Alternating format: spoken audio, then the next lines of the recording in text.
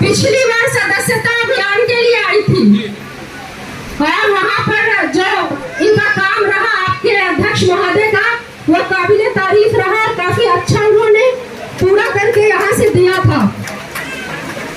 आज यहाँ आने का मकसद है राष्ट्रीय जनता दल के प्रति महिलाओं का भरोसा, उनका विश्वास, उनका प्रेम जीतना, क्योंकि हमें लगता है कि अगर महिलाओं का भरोसा जीत जाएंगे तो चुनाव जीतना कौन सा मुश्किल काम है।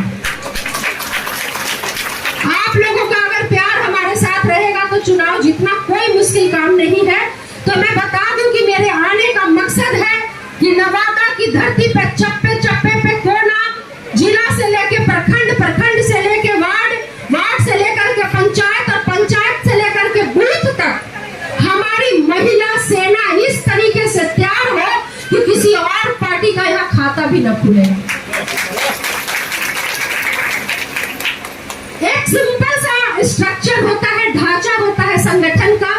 माननीय राष्ट्रीय अध्यक्ष लालू प्रसाद यादव जी ने मुझ पर भरोसा जताया और मुझे प्रदेश अध्यक्ष की जिम्मेवारी दी।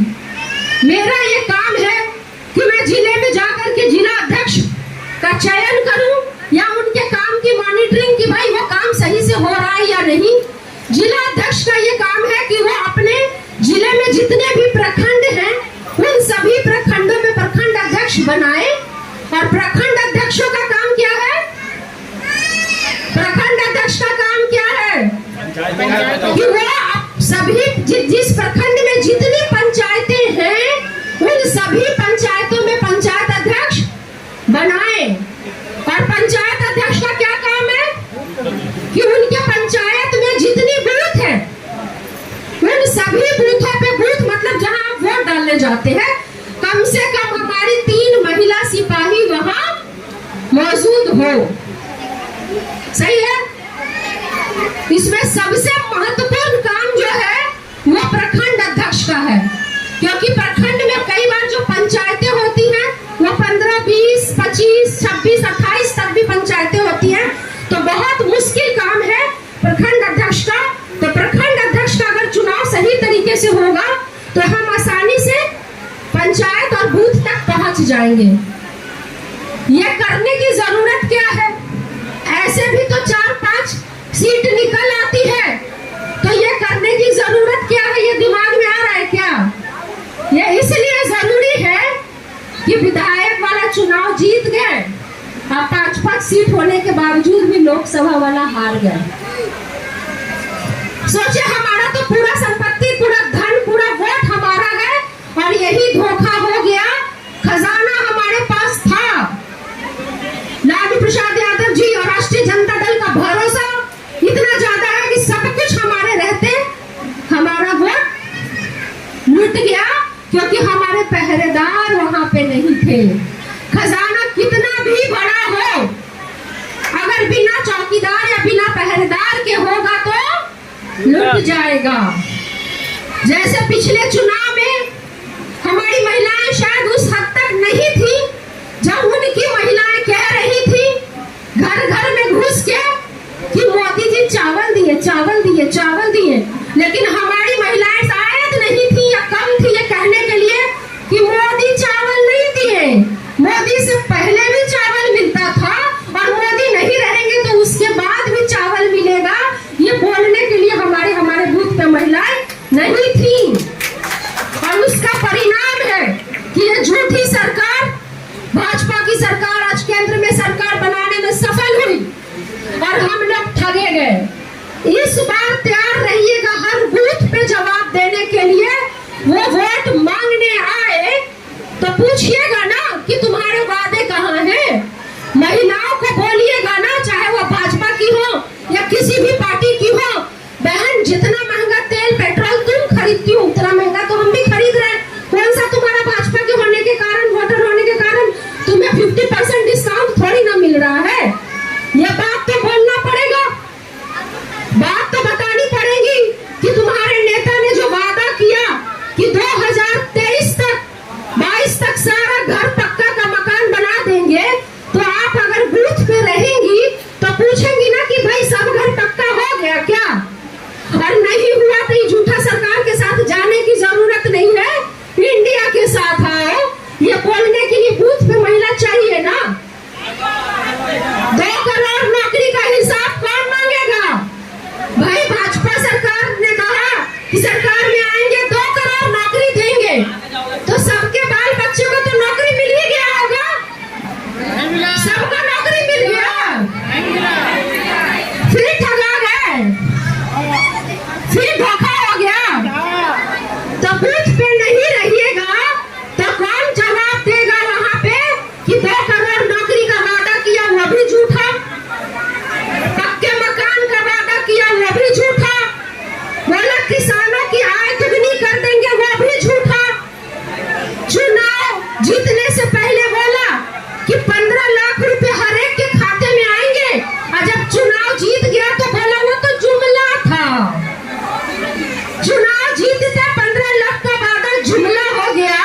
ये सवाल पूछने के लिए बूथ पे महिला चाहिए ना। जिस तरीके से उसने नौकरी का झूठा झांसा दिया, 15 लाख भी तो खाते में नहीं आया होगा। किसी के आया था क्या? चेक नहीं किए, जाइएगा फिर चेक कर लीजिएगा कहीं आया हो, नहीं आया। तो वो तो बोले थे कि बहुत हुई महंगाई की मार और अब की बार मोदी सरकार, और ऐसा बोल के 450 का महंगा सिलेंडर 1250 का सस्ता कर दिया। अच्छा तो लगने किया होगा। 1250 का महंगा, बहुत हुआ महंगाई की मार, तो दया करके 1250 का सस्ता कर दिया। ये बात का जवाब देने के लिए बूथ पे चाहिए ना। ये सरकार भाजपा की ऐसी है जिसने नारा दिया गरीबी मिटाओ, पर असल में उसने गरीबों को ही मिटाने का काम किया। जिस नौकरी में रेलवे में सबसे ज्यादा गरीब के बच्चे चुन के जाते थे, किस नौकरी में जाते थे? रेलवे में 92-93 हजार पद रेलवे के, 1, 2, 4, 500 हजार नहीं, 93 हजार पद रेलवे से खत्म कर दिया। न रहेगा गरीब न बजेगी बांसुरी। सब उससे ज्यादा सेना में गरीब के बच्चे जाते थे। उस सेना के पद को भी 4 साल के ठेके पे लाके छोड़ दिया। न रहेगा गरीब न मांगेगा रोजगार। मिटा दो गरीब को, गरीब को मिटा दोगे गरीबी मिट जाएगी। ये सोच भाजपा की है। जिसने बेटी बचाओ का नारा दिया, गलती हमारी थी कि हमको लगा ये भाजपा वाले बेटी बचाने की बात कर रहे हैं, लेकिन हमें नहीं पता था कि ये उनकी वार्निंग है कि हमसे बेटी को बचा लो, हमारी सरकार आएगी तो तुम्हारी बेटी सुरक्षित नहीं बचेगी। ये बेटी बचाओ का नारा नहीं, वार्निंग था भाजपा का, जो हम लोग नहीं समझ पाए। और समझे कब? जब मणिपुर में बेटी को निवस्त्र करके घुमाया गया, उसके शरीर को नोचा गया। जब ओलंपिक मेडल दिलाने वाली बेटी अपने लिए इंसाफ की भीख मांगती रही, लेकिन उनके एमपी पे एफआईआर तक दर्ज नहीं हुआ जब तक कोर्ट का आदेश नहीं हुआ। तो जहां देश को मान सम्मान दिलाने वाली बेटियां अपना सम्मान नहीं बचा पाई, वहां हमारी और आपकी बेटियों की क्या गारंटी है? तो क्या ऐसी सरकार को आने देंगे आप लोग सत्ता में? क्या ऐसी सरकार फिर से आनी चाहिए? तो नहीं आनी चाहिए। उसके लिए बहुत जरूरी है कि आप सब लोग अपने अपने आसपास इन बातों की चर्चा करें। ये बात यही सुन ली और यही भूल के चले गए तो कोई मतलब नहीं है, फिर हम नारा लगाते रह जाएंगे। छोटा सा आपको एग्जाम्पल देती हूँ, आंकड़ा नहीं है, समझाने के लिए आंकड़ा बोल रही हूँ कि भाजपा का वोट अगर यहाँ 15%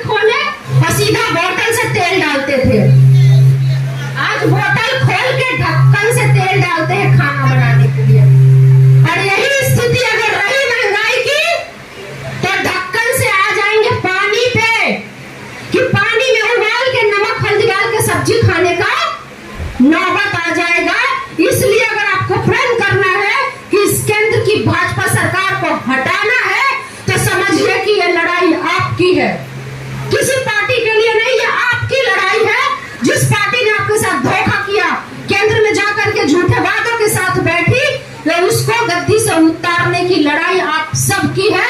क्योंकि चूल्हा चौका, नौकरी का झूठा वार, महंगाई का, किसानों की आय दुगनी नहीं हुई, पक्का मकान नहीं मांगा, ये आप लोग झेल रही हैं। और आप महिलाएं ही हैं जो सबसे ज्यादा डोमेस्टिक वायलेंस यानी हिंसा का शिकार तब होती है जब आप अपने पतियों से पैसे मांगती हैं कि बेटा खीर खाने का जिद कर रहा है, पैसा दो, खीर बनाएंगे, और पैसा नहीं होता है तो पीटेगा तो पैसा आएगा कहां से, जब 2 करोड़ नौकरी का वादा जुमला हो जाएगा। तो ऐसी जुमली बात सरकार को हटाना है। आप लोग संगठन पे काम कीजिए, मजबूती से आप लोग रहिए। एक छोटी सी कहानी, बहुत छोटी सी कहानी के बाद अपनी बात को खत्म कर रही है, बस 2 मिनट की कहानी है। जब राजनीति चुनाव का समय आता है, राजनीतिक मंच सजता है। जब राजनीतिक मंच सजता है तो वैसे ही राष्ट्रीय जनता दल का मंच सजा हुआ था, चुनाव था। यहाँ राष्ट्रीय जनता दल के समर्थक बैठे थे और यहाँ बैठे थे, पीछे बैनर राष्ट्रीय जनता दल का लगा था और यहाँ बैठे थे जगह पे तेजस्वी प्रसाद यादव जी। उन्होंने बोला इस बार का चुनाव कैसे लड़ा जाए, हम तो जनता की बात पे चलते हैं, जनता बताए कि इस बार का चुनाव हम कैसे लड़े। जनता ने कहा हम तो गरीब हैं, कमाई हो जाए, हमारे बेटे की पढ़ाई हो जाए, हम बीमार पड़े तो दवाई हो जाए, हम पे कुछ जुर्म हो तो कार्रवाई और सुनवाई हो जाए, हमारा बच्चा पढ़ ले तो पढ़ाई हो जाए। तो इन्होंने कहा तेजस्वी प्रसाद यादव जी ने कि हम तो आपके नेता हैं और आपकी बातों पे चलेंगे, तो इस बार का चुनाव दवाई, सुनवाई, सिंचाई, कार्रवाई, पढ़ाई लिखाई के मुद्दों पे होगा। और इन मुद्दों पे चुनाव लड़ा गया तो राष्ट्रीय जनता दल बिहार में सबसे ज्यादा सीट लाने वाली पार्टी बनी। उसी दौरान एक दूसरा मंच सजेगा, सजा रहा होगा, वो मंच था भाजपा का। बैठे थे भाजपाई, यहाँ पे कौन बैठा होगा बोलने की जरूरत नहीं है, समझ तो गए ही होंगे मित्रों, समझ तो गए ही होंगे कौन बैठा होगा अगर भाजपा का मन है। बोले सब बोला फिर चुनाव आ रहा है 2024 का, भाजपा के नेता जनता के बीच में जाने के लिए तैयार नहीं है, बोलते हम नहीं जाएंगे वोट मांगने, जनता जूता से मारेगी, जनता तो हिसाब मांगेगी कि तुमने जितने वादे किए 2014 में, 2019 में एक भी वादा पूरा नहीं हुआ, चाहे वो पक्का मकान का वादा है, 15 लाख खाते में आने का वादा है, किसान की आय दुगनी करने का वादा है, 2 करोड़ रोजगार का वादा है, महंगाई कम करने का वादा है, गैस के दाम कम करने का वादा है, कोई वादा पूरा नहीं किया। जनता के पास वोट मांगने नहीं जाएंगे तो उनकी स्थिति यह हो गई है कि उनके नेता वोट मांगने के लिए तैयार नहीं है, तो भाड़ा पे बाबा लोग को बुलाते हैं वोट मांगने के लिए। अभी बाबा आए थे ना बागेश्वर बाबा, ये बाबा को बुलाते हैं वोट मांगने के लिए। और शिव चर्चा करें, बहुत अच्छी बात है, पर उस शिव चर्चा में जब ये पढ़ाया जाए तो बोलिएगा, अगर कोई कहे कि भाई राम मंदिर बन रहा है अयोध्या में, तो कहिएगा ऐसा है कि हमारे बेटे के हाथ में रोजगार दे दो, वही बेटा मेरे लिए राम और श्री राम है, और जिस घर में रोजगार होगा वो घर मेरे लिए अयोध्या का मंदिर है। हमें हिंदू का सर्टिफिकेट किसी भाजपाई से नहीं चाहिए, हम जिस धर्म में पैदा हुए हैं हम वो है। हम अगर सोमवार को शिव की पूजा करें और मंगल को महावीर की पूजा करें और गुरुवार को भगवान विष्णु की पूजा करें और शनिवार को शनिचर भगवान की पूजा करें, ये मेरा व्यक्तिगत मामला है, इस पर तुम वोट नहीं मांग सकते हो। तुमको वोट अगर मांगना है तो अपने सारे वादे पे मांगो, इस पर वोट नहीं मांगोगे और इस पर भटकना भी नहीं है। शिव चर्चा करें लेकिन साथ में ये सारा चर्चा करें ताकि महिलाएं भटके नहीं। ये सब चल रहा था तो बोला कि भाई अब तो वादा तो कोई पूरा नहीं हुआ, तो चुनाव अगला जीतेंगे कैसे? तो मंच के पीछे से आवाज आया, मित्रों के पीछे बैठे लोगों से आवाज आया कि अरे ये मस्जिद और मंदिर कब काम आएगा? जला दो मंदिर को, जला दो मस्जिद को। और यही तो हमारा चुनावी तरीका है जीतने का। लगा दो आग मंदिर मस्जिद में और जीत लो चुनाव, क्योंकि मुद्दा तो कोई बचा नहीं। वो कहे रोजगार रोजगार तो तुम कहना पाकिस्तान पाकिस्तान। वो कहे महंगाई महंगाई तो तुम बोलना वो देखो चाइना घुस गया। इन मुद्दे पे भटकाओ। ये सब बातें चल ही रही थी तो मित्रों जो बैठे थे मंच पे, वो बैठे थे एक हाथ में एक मुर्गा लेकर। ये सब बात चल रही है, भाजपा का मंच सजा है और वो बैठे हैं हाथ में मुर्गा लेके। सब बातें चल रही है, बात करते करते मुर्गा का एक पंख नोच के फेंक दिया। मुर्गा दर्द से तड़पा तो थोड़ा सहला दिया, खून निकला, थोड़ा सहला दिया और 4 दाना चुगा दिया। फिर दूसरा पंख भी नोच के फेंक दिया, तीसरा भी, चौथा भी, 5वां भी। मुर्गा दर्द से तड़प रहा है, खून खून हो गया, कमजोर हो गया, लहूलुहान हो गया और उसको दाना खिला करके सहला रहे। तो वो उसके बाद उठ के जाने लगे तो मुर्गा भी पीछे पीछे उनके जाने लगा। तो बोले महाराज आप ऐसे उठ के कैसे जा सकते? हम लोग चुनाव कैसे जीतेंगे?